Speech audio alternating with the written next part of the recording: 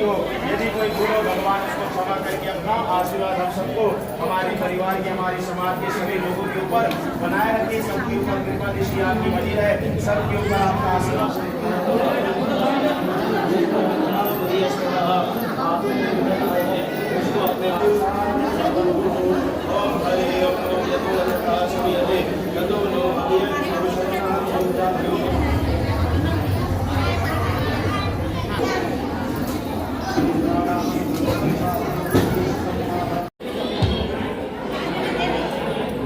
इसको 2 जने करके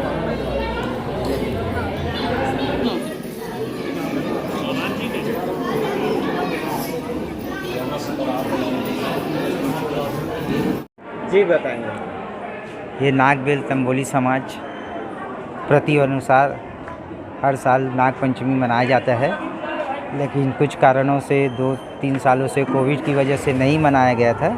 इस बार अति उत्साह से और हमारे महिला मंडल द्वारा बरई तंबोली केंद्र क्रमांक 1 के महिला मंडल द्वारा फिर से पुनः इसे सुचारू रूप से आयोजित करते हुए बहुत अच्छे तरीके से नाग पंचमी मनाई गई और पूजा अर्चना हवन करने के बाद अभी दोपहर 1 बजे से भोजन का कार्यक्रम है।